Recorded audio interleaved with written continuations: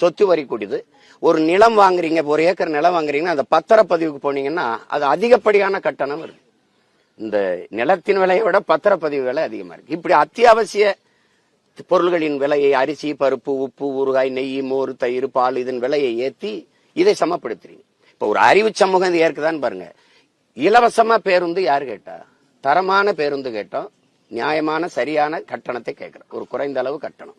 உங்களுக்கு நான் ஒண்ணு கேட்கிறேன், இலவசமா ஒரு பொருளை கொடுத்துட்டா அதன் மதிப்பு உங்களுக்கு தெரியுமான்னு பாருங்க. இப்ப நான் மின்சாரத்தை எல்லா குடும்பத்துக்கும் இலவசமா கொடுத்துறேன். நீங்க மின் விளக்கையோ தொலைக்காட்சியோ அல்லது என்ன சொல்றது குளிர்விட்டியவோ அணைச்சிட்டு வெளியில போவீங்களா? யாராவது சொல்லுங்க. அப்ப எவ்வளவு பொறுப்பற்ற சமூகத்தை நீ உருவாக்குற?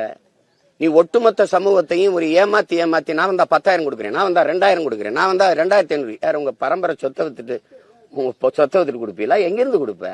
மறுபடி மக்களின் மீது வரி சுமையை விழுத்தி இழுப்ப. 1000 கொடுக்குற, ஆனா 2 லட்சம் ரூபாய் இதுல இந்த குடும்ப அட்டையில கடன் இருக்கு. அதை யாரு கொடுக்கறது? இப்படி கடன் பெற்று போற நாடு கடன்ல வளர்ச்சி அடையுமா? எதுல வளர்ச்சி அடையும்? அப்ப அதை நாங்க ஏற்கல, அதை எதிர்க்கிறோம். நாங்க என்ன சொல்றோம்னா, படிக்க தரமான சரியான சமமான கல்வி கொடுக்கிறோம் என் பிள்ளைகளுக்கு, படிப்புக்கேற்ற வேலை கொடுக்கிறோம், வேலைக்கேற்ற சம்பளம் கொடுக்கிறோம், அதை கொண்டு வாழ்கிற பெருமை மிக்க வாழ்வை கொடுக்கிறோம், பார்க்க நல்ல மருத்துவம் கொடுக்கிறோம், சரியா சமமா தரமா கொடுக்கிறோம், பயணிக்க நல்ல பாதை கொடுக்கிறோம், சரியான போக்குவரத்து கொடுக்கிறோம், தடையில்லாத மின்சாரத்தை நாங்களே உற்பத்தி மாற்று மின்பெருக்கத்துக்கு அதெல்லாம் நான் திட்டம் சொல்லுவேன் எப்படி செய்ய போறேன்னு கொடுக்கிறோம். இப்ப இந்த எரிகாற்றுக்கெல்லாம் பெரிதொருத்தனை சார வேண்டியதில்லை. நான் உலகத்துக்கு ஏற்றுமதி செய்யறேங்கிற என்னோட ஆடு மாட்டு கழிவுலை, மக்கிய இலதலை கழிவுலை, நான் அந்த உயிர் காற்று இந்த எரிகாற்றை பயோகேஸை எவ்வளவு வேணாலும் தயாரிச்சுக்க முடியும். உங்களுக்கு தெரியும், உலக நாடுகள் பல நாடுகள் செய்து நான் செய்யறேன்ற நீங்க சிரிக்கிறீங்க. உங்களுக்கு புரியலைன்னா அது ஒன்றும் பண்ண முடியாது. அப்ப அந்த மாதிரி ஒவ்வொன்றிலையும் நான் மாற்ற கொடுக்குறேன், நான் தர்றேங்கிறேன். தூய குடிநீரை என் மக்களுக்கு விலை கொடுத்து வாங்காம நல்ல குடிநீரை நானே கொடுத்துறேன்றேன். நல்ல காற்று கிடைக்க செய்யறேன். நஞ்சில்லாத உணவை உங்களுக்கு நானே விளைய வச்சு தரேன். இதெல்லாம் தான் நான் இலவசமா தர முடியும்.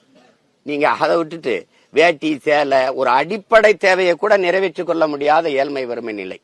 ஒரு மின்விசிறி அவன் வாங்கிக்கலாம், ஒரு மிதிவண்டி அவன் வாங்கிக்கலாம், அரிசி வாங்கிக்கலாம், வேட்டி சேலை வாங்கிக்கலாம்.